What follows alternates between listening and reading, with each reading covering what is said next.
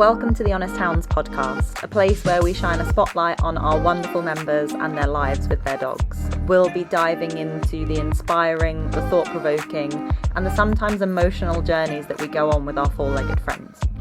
So sit back and relax and be inspired by the journeys that present in front of you.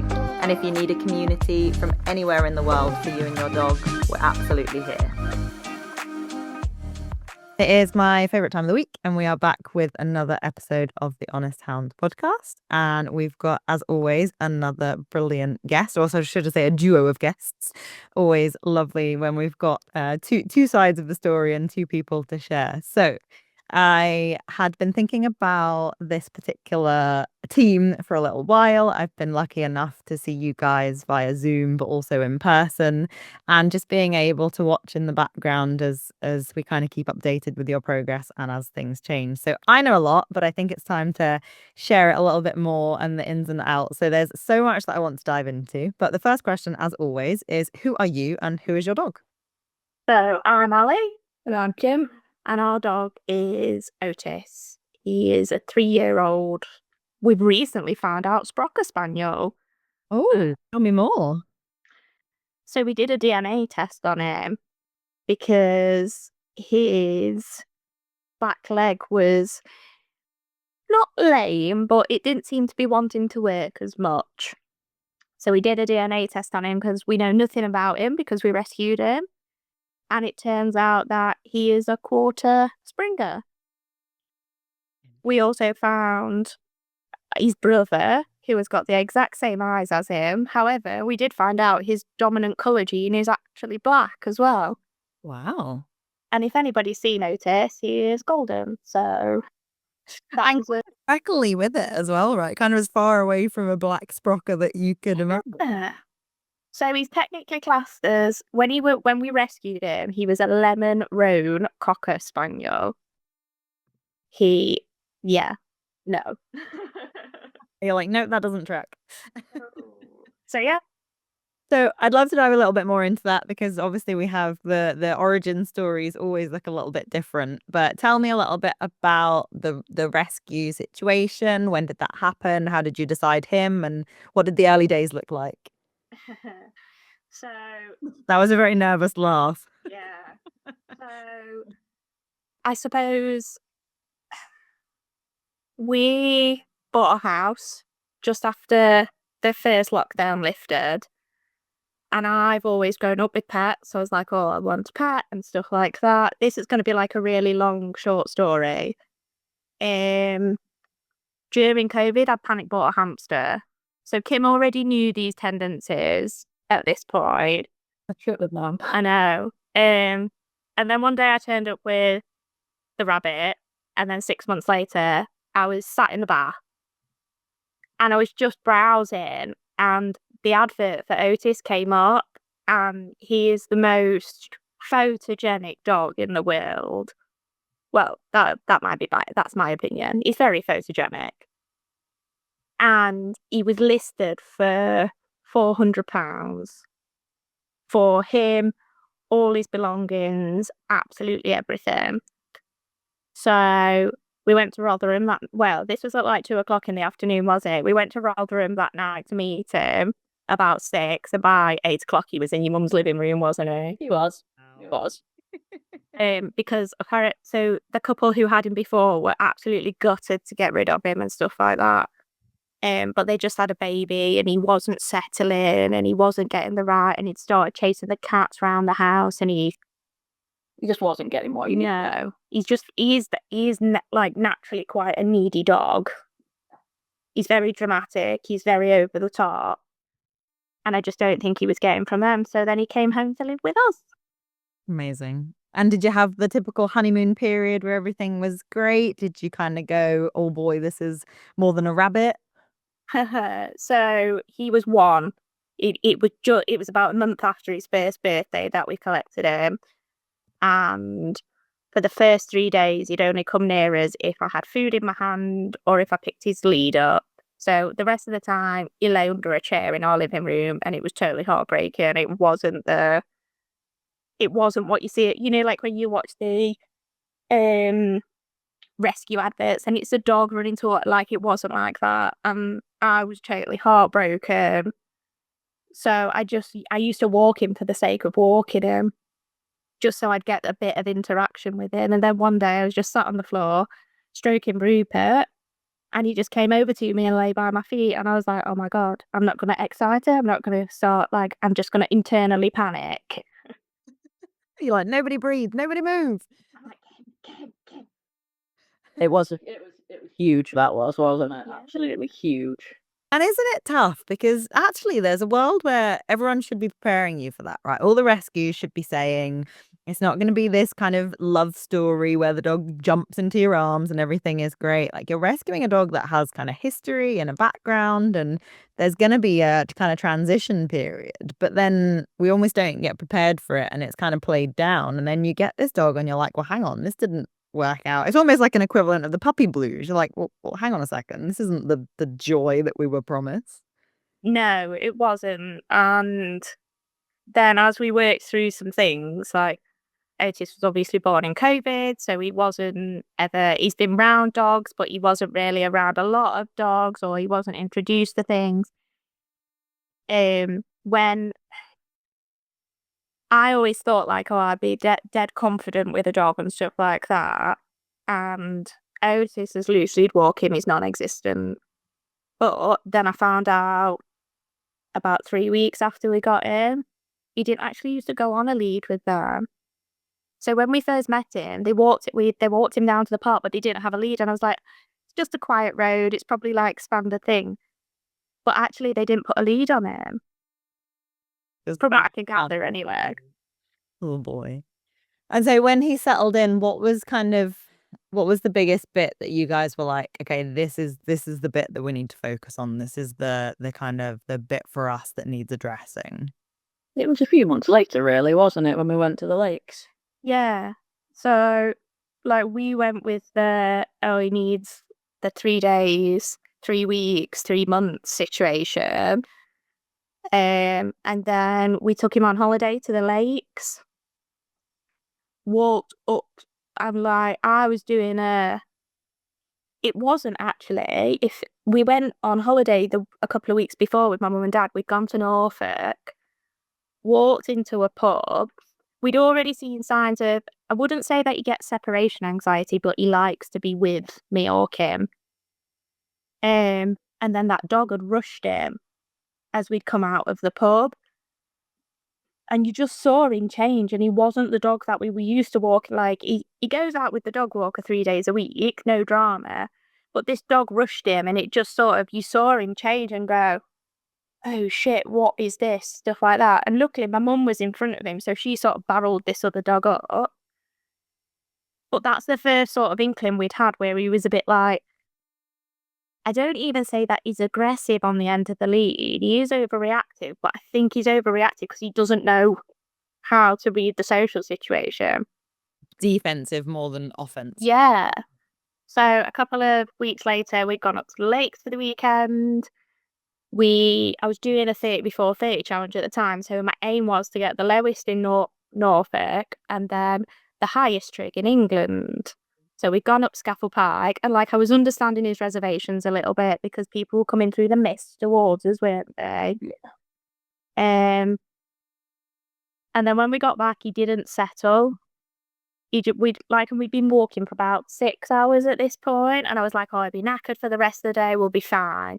And then he just did not settle. We got back to the caravan and he had the zoomies like I've never seen him have before. After 6 hours of walking and about half an hour sleep in the car on the way back, it was unreal. So, and then the next day we'd gone up to a cave, and on the way back down, like, I wasn't actively avoiding dogs because at this point he was still very curious. He was very like, I'm okay with this kind of thing. And then we saw a spaniel similar to him, didn't we? He went to sniff it, and then all of a sudden he just lunged and started barking. And then I was like, oh no, like, what's happened to my dog? Like, he's supposed to be knackered from all the walking. We've walked again, like, he should still be so tired, and he just, no. And I guess you get to the point where it goes the other way, where you then get the overtired and the silly mistakes coming through, where actually we can't make good decisions anymore because I can't process things now. So yeah, that's interesting. But obviously at the time you're like, wow, this has come completely out of the blue and this is not, like you say, not the dog that we've been kind of living with. Yeah, absolutely. So I'll be fair, it upset me a bit when we were because we were walking back to the car and I got quite upset and I was like, we just put it off to being like he's probably a bit overtired, he's a bit overwhelmed. We didn't Rupert's not with us, so he's probably a bit out of sorts thinking, hold on a minute, you've this fluffy little thing usually lives in my house. Where is he currently? Probably a bit on alert because we're in a new place. But we've always been really big advocates of I don't need to be stood right at your side. Like, you go off and explore and go and have a sniff around the caravan. But if I knew then what I knew now, I'd have popped his crate straight up and put him in it and said, go and take 5 minutes. Let me get everything sorted and then you go and have an explore after that. Being a spaniel, we just thought, you know what, he's got all this energy, we'll let him burn it off. Yeah. We didn't understand the importance of rest at that point. Well, who's telling you, right? And when you're like, okay, well, it's presenting as busy, so therefore more is needed. So if he's gonna act busy, I'll kind of level up. And yeah, it's I think there's so many of the working breeds fizzlers the same, where it's like actually you have to enforce it like a kid, right? You have to go, no, I have to teach you how you can bring it down because you haven't got the ability to self-settle yet. And if not, we see the fallout of that, which is tough, especially when you're traveling and you're away for the weekend. Yeah, definitely. And like when we were going and stuff like that, we'd even said like it's going to take us 3 hours. We'll stop at an hour and a half. We'll go for a really good walk and stuff like that. And all the time, all we're doing is getting him more and more pent up, weren't we? Stacking. Yeah. Particularly. So we had a really good chat on the way back down because we do live like 3 hours away from the lake. So we came up with this plan in our head on the way back down and booked him in with the first trainer that was really flashy on Instagram and accurate. Like, I make myself feel a bit ill now. And I was listening to Victoria's last week where they'd done something similar. So we went to see a balanced trainer who we went, I bought Otis in, he was on his figure of 8 lead. And they were just like, well, why have you done that? And I'm like, I've got a bad shoulder, so I've always popped him on a figure of 8 lead, so he doesn't pull me. I've got a bit more control. And he was like, you're not going to have any control over that because you're just teaching him, but he's got this thing round his nose. So, and I was like, okay. Interesting. So I already got my back up at this point. And then he'd got like a place box in the middle of a unit. And he was talking to us and he was like, your dog doesn't know how to lay down. I was like, you've literally just watched me lay him down. He understands the command. He's dead clever. He knows how to lay down. Well, he's got no duration in it. And then he physically put his hands on the back of Otis and pushed him down. And then bought this, it was like a black terrier. Or a terrier kind of dog. Like, it was terrier sized anyway. Otis was really triggered by dark dogs because he can't read the facial expressions. Bought that in, and Otis is just sat there like, I don't know what to do, constantly looking at me and Kim. And we were like, we're a bit helpless here, we can't do anything. So we tried it for a couple of days, didn't we? He had a little grot round his neck in the house and stuff, and every time he did something naughty, it was a pop and put him back in place. And we got to the weekend and I was just like, I can't do this. We're ruining what we've already got with him. Like, he doesn't want to come back with us. He doesn't want to play or anything like that. And that's even more complicated. I mean, all things aside, obviously, but you've worked so hard to build that with him. He's not been with you from a puppy. You've brought him home. You've had that massive transition period of building up to him kind of having that bond with you. And then to see that then go is the total opposite of what you would think the trainer would be kind of facilitating. Yeah. So, and then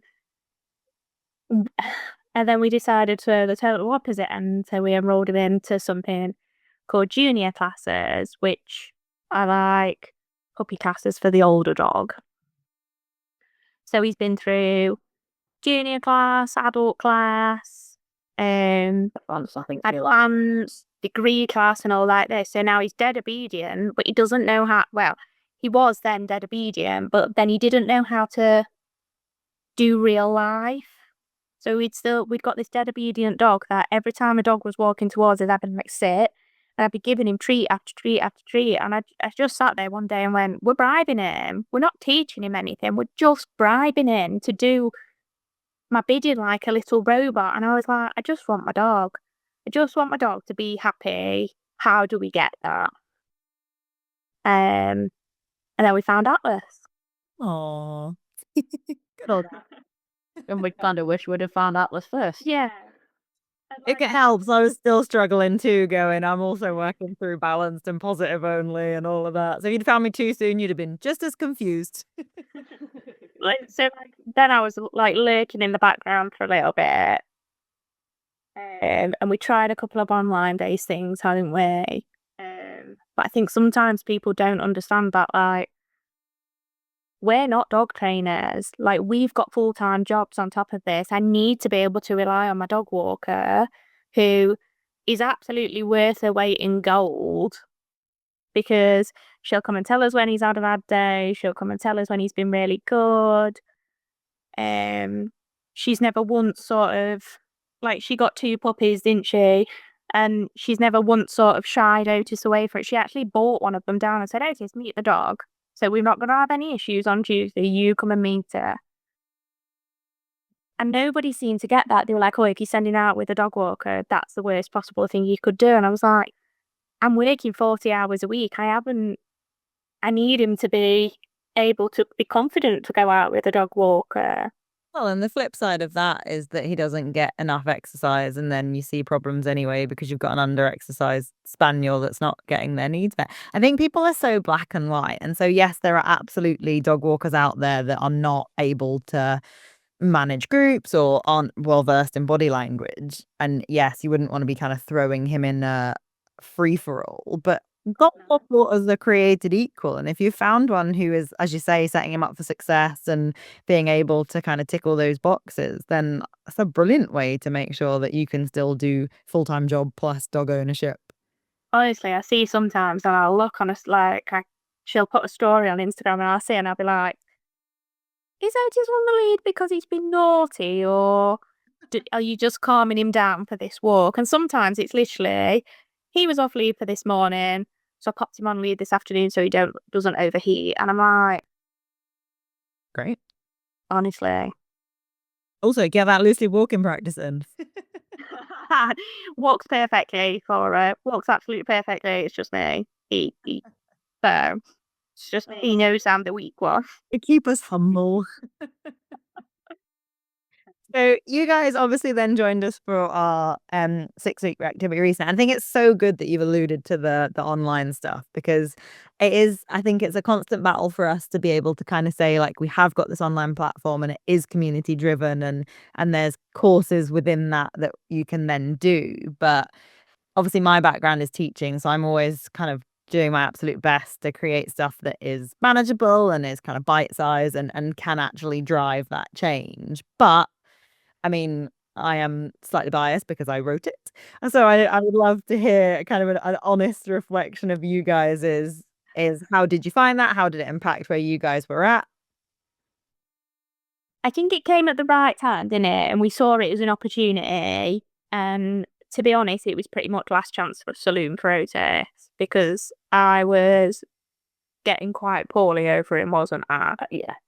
So we'd gone last chance saloon. I think I'd messaged you first and said, look, I'm going to go and try. We're going to get him chemically castrated at the same time. And then we're going to try all this. We'll try the reactivity reset as a last port of call. And I genuinely can't. I feel a bit emotional talking about it now, but like, it just totally changed out it, didn't it? Yeah, massively. Like, just like Now we're all going to need tissues. I know. Like, I'd shied away from the neutral walks. I took him out at the crack of dawn in the morning. I took him out dead late at night. If there was another dog coming, he'd be straight on his lead, pretty much hoisted next to me because this is what we'd learned, and just marching him past. And then the first couple of weeks, I was like, we'll do it. And I did everything in the house and stuff like that. And then one day I decided to be brave and go and do it on the front. And it was just how we got his dog back. Was that when we were teaching him back? Yeah, when we were teaching him back on the pavement, and I had to bring him down the side of the house because he kept trying to spin. Yeah. And then it was just because that was a brilliant video. Do you remember? And we broke it down, and then there was the tiniest little tweak in your hand movement, and that was really interesting for everyone because you're like, wow, it's those tiny subtle bits that actually, unless you film back and look, you kind of get stuck in I totally didn't see that. So that stuck with me. That was very interesting. Yeah, definitely. And I still do it now. I felt it this morning. We walked past 2 dogs this morning in dead close proximity, and instead of going dead tense now, I sort of make a conscious effort to take a big deep breath and just relax my shoulders, and then walk past him with a loose lead and think, it don't matter. If he kicks off, I can handle it. It's totally fine. That's off on a tangent there. So yeah, and I went out one day and I was just like, right, I'm going to go and try it, and we'll try it on the front. There'll still be dogs walking past, but we can do this. And the dog did walk past not long after I took that video, actually, with the little wrist flick. And he just looked at me as if to say, Mum, what do you want? And I was just and I just sat on the bloody step crying my eyes out, didn't I? I was like, oh my God, my dog, look at him. He can do it. He can actually do it. And it was just such a revelation. Absolutely. Because everything that we'd done online before was go and scatter feed them, walk them for 4 hours of the day, and your dog needs to be doing this. And this just clicked, and it was just such a revelation that he could do them back, and he could walk thing, and the figure, walk, if you need to walk him on a figure of 8, walk him on it. And it was he came in, and, well, we still adopt some of it now, don't we? He can only come on the sofa if he's got permission. If we're doing something, because he got into the habit with work of, I'd say bye on a Teams call, and he'd be straight up and be like, right, what we doing? So now, anything like that, he's either tethered to his bed or he goes in his crate. We've got boundaries in the house. Okay, so I had a little blip this week, but I'd probably say 13 days out of the fortnight, I've got my dog back.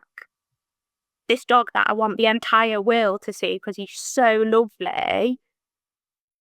And there's just that odd, but he's he's a dog. He's not a robot. Being, yeah. And I think that's the bit, isn't it? It's the autonomy that we're trying to give them, and the ability to make those choices from themselves. And that was what really stood out to me, obviously, when Jess started taking over the training side of things, and then we've adopted that. It's, you've got both ends of the spectrum, and one's going, we'll avoid it and typically have some food and we'll keep away and that. And then the other side's going, essentially, we'll either avoid it or we'll add so much obedience that the dog just can't make an informed choice. So just don't look at that thing and then we'll be able to get past it. Whereas actually we're kind of sitting here going, we actually really want them to be able to make good decisions for themselves. And kind of seeing your journey and seeing him come out the other side of that, it was just amazing to watch him be able to go, actually, I can make a decision here and it's the right one. And then checking in with you guys and being like, was that good, Mum? It's just the nicest thing to see his progression with that. And that's that has been through the entire thing of it. And I think I said it on the first year activity call. I want the rest of the world to see the Otis that I see. And what I don't want is this snarling, tiny little thing going off at every dog that comes past him, because he just doesn't understand. It's not that he wants to be aggressive. It's not that he just doesn't get it, or he didn't get it. He's looking at me now I know you're talking about me, Mum. And I know that I was naughty the other day, but I'm being really not good now. I'm surprised you can't hear him whining in his crate, to be first. It's all about me. And so progress is never linear, and there are also always blips along the way. But what does typical life with Otis look like now? He is fully able to go with the dog walker 3, sometimes 4 days a week. Depends. So if I typically have to go in the office, it's not like I'm going round the corner and I'm like going 2 hours away. So he can go 3, maybe 4 times a week with the dog walker. We take him into the Peak District on the weekend and get him that way. Life with Otis is I don't avoid anything anymore. Not at all. I sometimes overestimate his abilities, but How often than not you underestimate yeah. these days.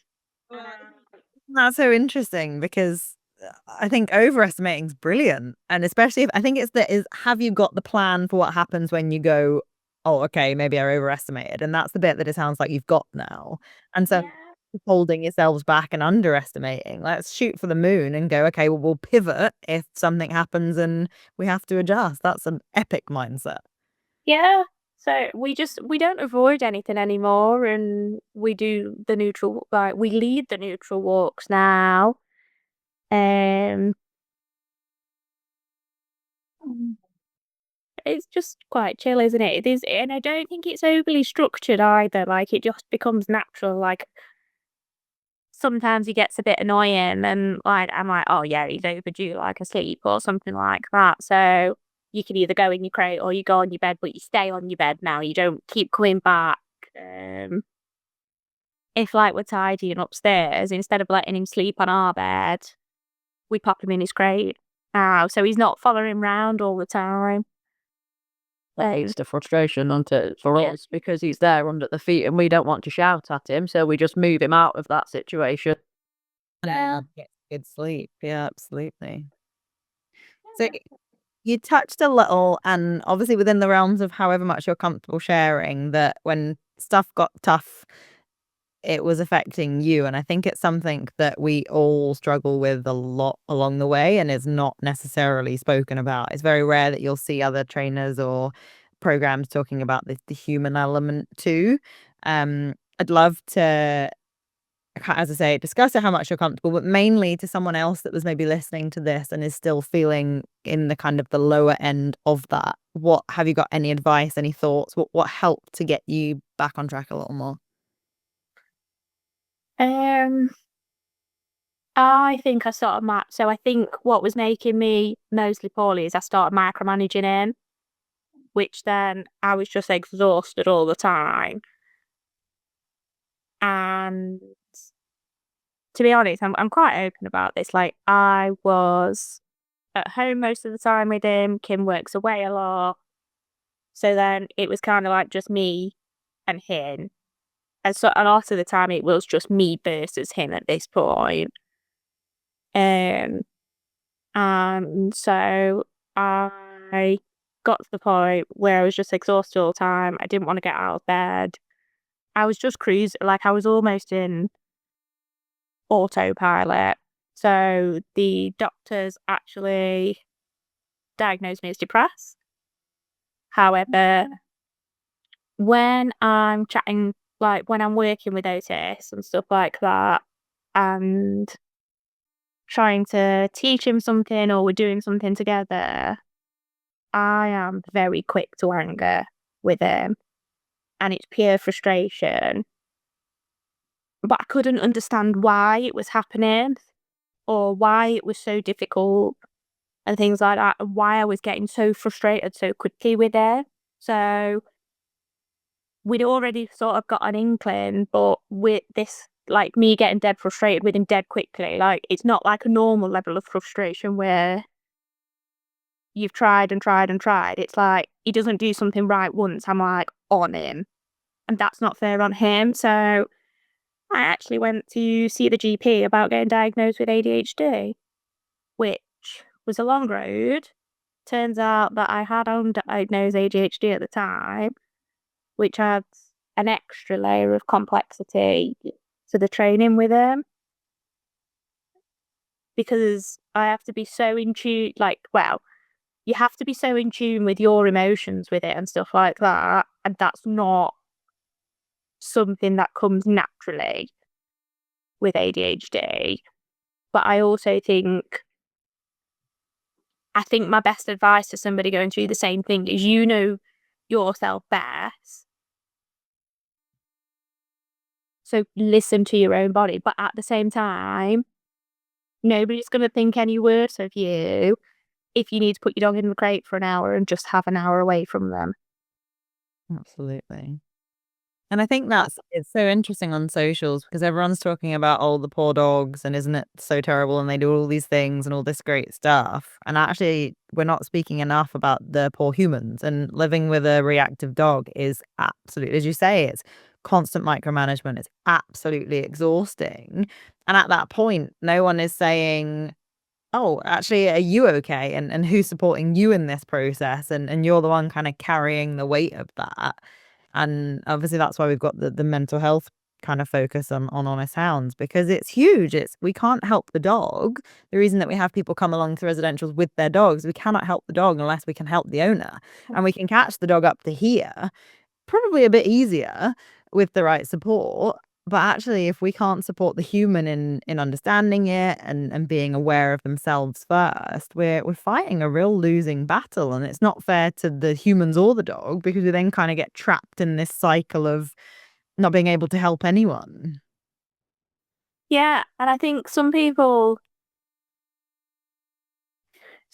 almost like don't realize that having any animal, especially a dog, is a full-time job on top of your full-time job. So I think some people just anticipate that you're going to get this dog or this pet and it's going to be really wonderful and they're going to be this Disney one, but it genuinely takes a village to do a dog. Like, it genuinely takes a village with any dog. And I think sometimes people underestimate how much that is needed. I think sometimes going the other way and feeling maybe a little bit out of sorts, or there's things that we're dealing with and we go, oh, maybe the dog will help with that. And actually maybe that will fill that void. And then you get one that doesn't fit the mold and you're like, wow, not only did this not help, this is making this a whole lot worse. And the emotions that come with that are so complex. Definitely. Absolutely, yeah. Your diagnosis has helped a little bit with routine and stuff, though, hasn't it? Because we know that you now thrive better with a routine, which helps us keep Otis in a routine of sorts, which has in turn helped him. And like now, if I get frustrated with him on a walk, the only thing that I would say with it is with his recall, and this is with any dog, but I need his recall to be 100% every time. No questions asked. I need you by my side. Or I think anything else, if he's just not listening, sometimes I'll just go quiet and I'll just walk for 20 minutes with him and think, I'm just not going to talk to you for 20 minutes. And then I've regulated, he's regulated, because his nose is always to the floor. And it just gives us sort of that breathing space to then be like, right, Otis, let's try this again. Awesome. It sounds like you found some really positive strategies to be able to get the most of for both of you, which is incredible. I'm really interesting to hear. I'm sure it will resonate with a lot of people. But actually, sometimes getting that clarity, as you say, Kim, can help to put things in place and be able to utilize things for the best of you, which is awesome. Well done. Okay, I'm going to do a complete shift from dogs to rabbits. So you've touched on it as Rupert. Yeah. Touched a little bit on Rupert, so people are probably wondering what he is, but he is a rabbit, and I think it's amazing when you tag us in stuff that there's just a rabbit and a dog kicking about in the house together, almost kind of training together. So tell me a little bit about how have you managed, because it's something that some people would think was totally impossible. How do you live the dog rabbit life and set them both up for success?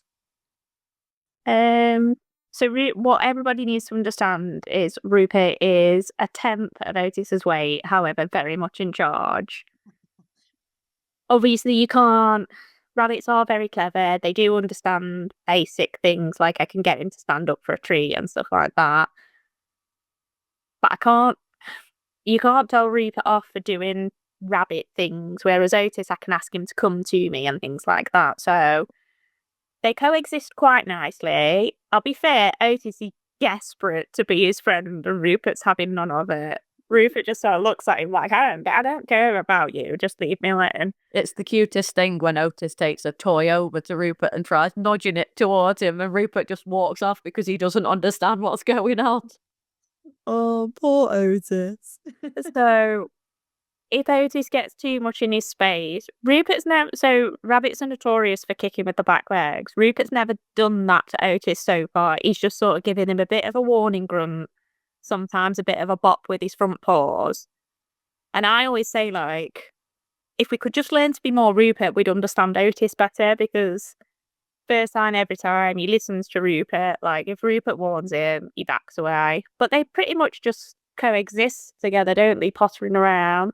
Although earlier, Rupert was eating some of my flowers, which Otis thought was totally acceptable, so I went and pulled the whole flower out of the flower bed, and I was just like, what are you teaching each other? I love to think that they're having secret chats about it, and Otis is like, do you know what, Rupert, if you start this, we'll get away with it. So you just give a little nib. Honestly, it's Rupert's world, we're just living in it. But other than that, Rupert's caged. He's not like a full free roam. He's caged when we're not in. He comes out at night. The cute thing is, if like the dog's at my mum's or something like that, he will look for him in an evening. And he likes to know where he is, if he's under a blanket or something. We've got as far as the dog's asleep on the sofa, wrapped up in a blanket. Rupert will lay on the footstool near him. But the first sign of anything coming near him is like, no, I'm done now. You took it too far. Well, he's playing hard to get, but secretly he's quite an Otis fan. Yeah, I'd say so. He has bit the dog's tail by accident as well, which was quite, like, it shouldn't be funny, but it was quite funny. It was just lay there, like, looking at him. Rabbits get the zoomies. So he's just running along and they do like these big jumps in between it and they spin in midair. He did that and landed the other side of the dog, but Otis started wagging, thinking that Rupert was going to be like, oh, Rupert's come to play with me. Yeah. It was funny. I, for one, am here for more Rupert content. So I always keep my eyes out when you tag things. I'm like, ooh, is there going to be some Rupert content? That's it. See, it's just Rupert's world. We're all just living in it. Oh, well, I'll sign myself up. Happy to be there. Okay, I love to finish with a set of quick fire questions. So I'm going to throw them at you. There's two of you, so you can both have different answers if you wish. But the first thing that pops into your head. So my first question is your favorite thing about Otis. His stupid smile when he's in water. He just looks like you like this, and like his lips get stuck on his teeth, and he's just like, I really love this, Mum. It's the same face he gets when he's scratching behind his ear. It's hilarious. Pure bliss. Okay, hang on. We're gonna have to take this. I also need to know, what is your favorite thing about Rupert? We're gonna have to double team this. I do love it when he walks up to Otis and Otis will like push his chin forward like, I'm going to sniff you, it's okay. And then Rupert will be like, haha, I can run off. For me, with Rupert, it's at night when he knows he's going to get his nighttime treat. He runs laps around his cage before he then jumps up onto his logs and stretches out for it. That's so cute. I haven't spent much time with rabbits. Now I feel like I need to hang out with some. Okay, right. Otis and Rupert's favorite thing to do. Otis is definitely swimming. I would say Rupert's is pulling my plants out of my garden. Or eating banana. Yes, eating banana is absolutely Rupert's favourite thing to do. He gets little bum twitches. Oh, that's so cute. Okay, this may apply to both, or maybe just to Otis. Your favorite training item? Oh. A ball always helps, guaranteed. Whereas I think I've got like a little pointy stick where like I put it out so he touches it when he moves. And I think that's my favourite because I just tap things and he's like, yes. Love that. Like a little target. Yeah. Very cool. Good for confidence building. I like that. Yoink, adding that to my repertoire. Thank you. Okay, So my next question is an interesting one. So within the world of owning a dog, we all develop different superpowers along the road, which are our specialist skill, something that we've got really, really good at along the way. So what would be your dog owner superpower? Definitely not lose lead one.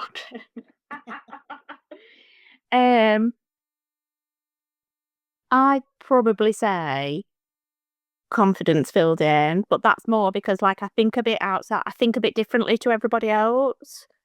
So a really big log for it, like this is a really boring example, but like a really big log, I'm quite happy to give Otis a run up and grab his harness to get him up with me, or we've used all sorts for training, haven't we? Because I've been like, oh, this will be good. And Kim's just looking at me like, what are you doing? I'm just there to take the photos. 9 times out of 10. 1 times out of 10, you see a photo of Otis or the rabbit, I've taken it. Is that your superpower? Chief photographer? Yeah, the photography of the moments happening. To be fair, we wouldn't have the evidence without it. Okay. One thing you wish you'd known since day one of bringing Otis home? I think the importance of rest's vital, because now that we understand it, he's a lot more balanced. Yeah, I think I would say probably obedience definitely plays a part in what you're doing, but it's not the be all or the end all of it. That's so important. Okay, and my final question, which we've touched on a little bit already, but just in case there's anything you'd like to add, one thing that you would say to someone who is still struggling with their dog?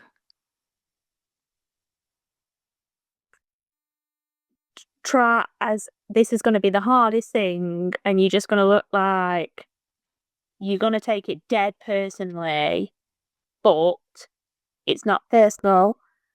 It does get better, providing you put in the work in.